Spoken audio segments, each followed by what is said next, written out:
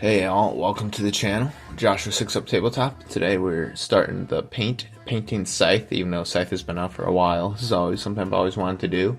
Scythe is a diesel punk game set in the 1930s and in Europe, and we'll be doing the Rusviet Union, painting Olga and Changa, the Siberian tiger and the Rusviet leader from this game. So we got some concept images painted by the artist. And yeah, let's get into actually painting the model. So for the model we have a zenithal highlight that was placed on the model. That's just black paint and then putting white paint over it. I start off with Gryph-hound orange contrast paint and then Liquitex matte medium. Blend those together on my palette.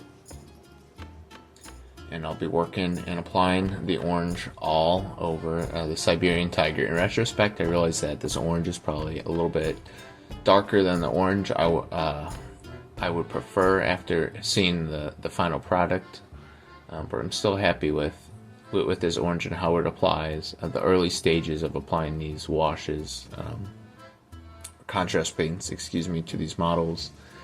Always is a little bit scary to look at because it's kind of what we call the ugly stage, where it doesn't exactly look like a tiger. It kind of just looks like you're messing up and splashing paint on. I proceeded with a higher tone to add to the variety of the tiger as seen in the concept art. So we're going to apply that on the face and the underside of the animal.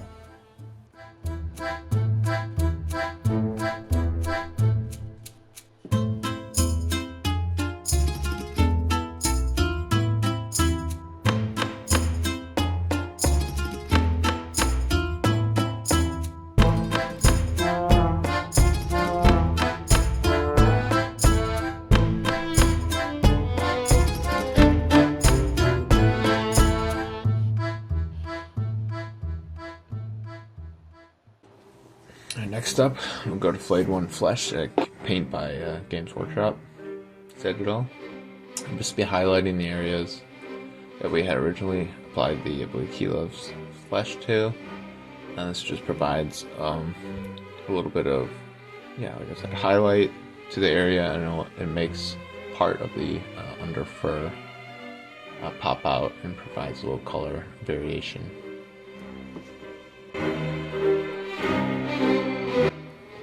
Proceeding, moving forward, just finished the undercoat, and that is the completed undercoat. Changa, the Siberian tiger. Next, we're going to be proceeding with a little Bugman's Glow. That's the right paint, another Citadel paint, and that will be adding a darker skin flesh tone to the nose, the inner ear, and then a little bit around the mouth. That being taken care of, our next step will be the hardest step, and the one that can be challenging to any artist. We'll be applying black. I use black by Vallejo.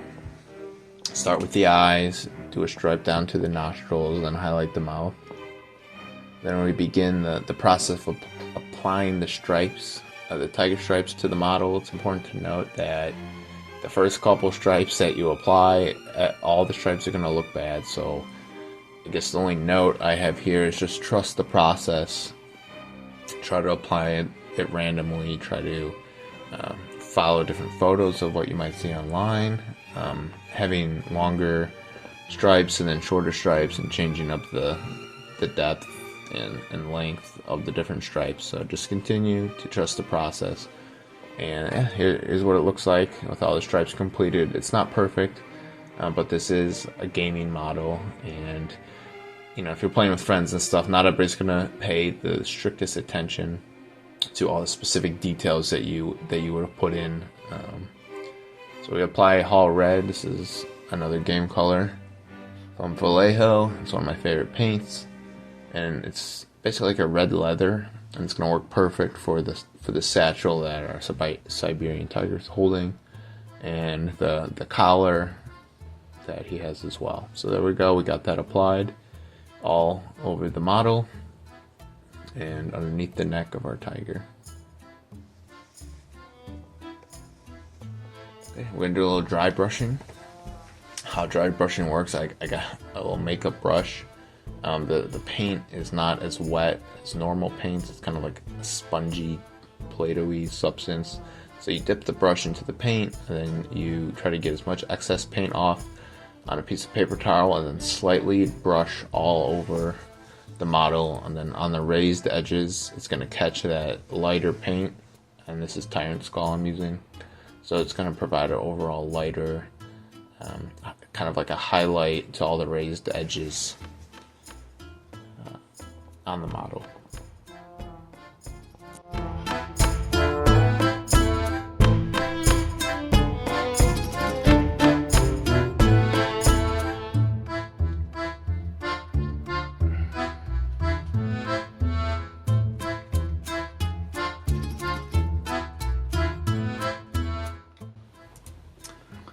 Alright, you can see the dry brush applied to the model.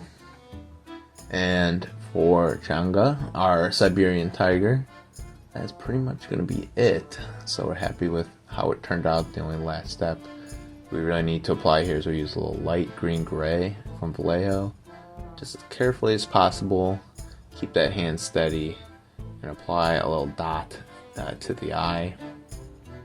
It's relatively hard trying to do this and capture it with the camera, but yeah, just get a really thin, small, fine point on your brush.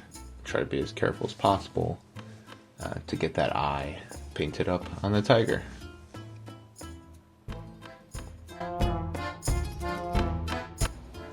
Now we'll be started on Olga. Start with contrast Black Templar. Be applying this essentially all over the model. There's only a few places where I don't apply it. It's the hair in the back, the boots on her feet, and then different parts of the Tommy gun weapon that she's holding.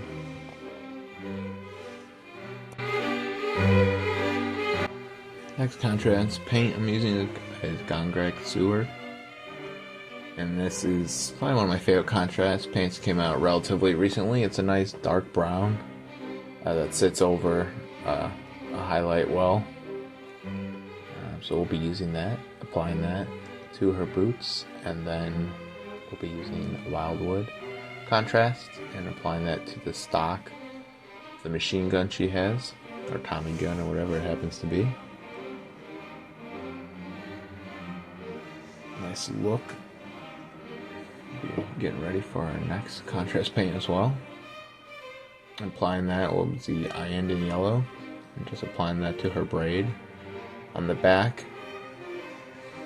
And then she has some strands of hair, kind of like bangs, hanging out to the side, so we'll be applying some of that contrast paint and in yellow to her hair as well. So that's what we get, and the final look. Now notice I did have some paint splashed on the back from the tiger, but that's okay because we're going to highlight the hair a little bit later.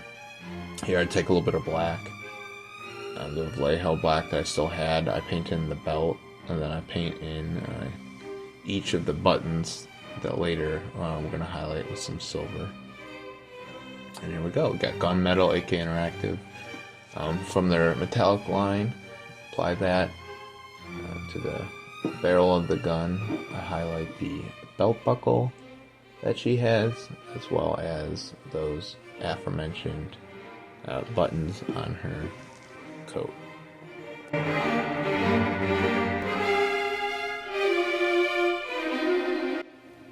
Using Scale Color from Scale 75, their basic flush color. Just apply that on her hands and on her face as well. It's probably one of my go-to. Honestly, the consistency of this paint is not super good. You gotta thin it and do a couple layers, but oftentimes that actually does make for a good paint to use as a skin tone, as it's not too thick. and you can thin it pretty well, and it just takes some time. So I apply some Raglan Flesh Shade wash over the skin that's dried, as well as her hair. I'm using Mephiston Red from Citadel, and this will be adding basically the red parts on the model. So it'll be her shirt that she's wearing underneath the overcoat, as well as I guess it's like the lapels, and some of the additional highlights of her overcoat will be painted in red. Then I do my best to paint a red star for the Rusviet Union on her cap. There we go. We're going to highlight the hair. And that's strictly just to, because her hair's not really yellow, it's blonde, and so by adding a little bit of like skin color to the model, that helps. So now that the model's done, I'm going to be using AK Interactive enamel wash. Streaking grime is pretty common for grim dark projects, but I just want it here to bring like kind of like an earthier, so this is like a diesel punk theme. I don't want everything to be like super clean. So how this works is I just have a throwaway brush I use, apply the enamel wash over, let it dry for a little bit. Then once that applies, I use like kitchen sponge, but it's like a makeup sponge with a little mineral spirits on it, and you just kind of go all over the model, and it removes kind of like the upper surface of the enamel paint, but it leaves the enamel paint in the crevices. That's kind of what it looks like with the enamel paint removed, but it still provides a little bit of a dirty look to the model. Now that the model's all washed, time to apply a texture paint. So I have Dark Earth. It's a Vallejo diorama texture paint. Dries a little bit clumpy, so it mimics earth, kind of like a dark earth. So that was my vision, by going off the art to have like a darker earth style, muddy, trampled on by all the mechs. So I apply that to the base of the model, trying to keep as little as I can off the red rim. I use some Army Painter Lowland shrubs. I apply 3 of those onto the base. And after I apply those to the base, I have a little bit of, I forgot what company it's from. I just have it in like a red solo cup, but it's like a little bit of like flock grass. So I apply that throughout the model and knock off some of the extras. And that's where we're at. That's the finished model. So I appreciate you guys taking a look. We got some photos scrolling. I think in retrospective, to look back, I'm pleased with how it turned out. I do believe that, as I mentioned earlier, I feel like maybe the orange was a little too orange, and it needed to be had a little bit more yellow applied to it. But all in all, I think this was an awesome project. First of many for Scythe. We're happy to complete it, and thank you so much for watching, and we'll see you on the next Scythe painting video. Thanks.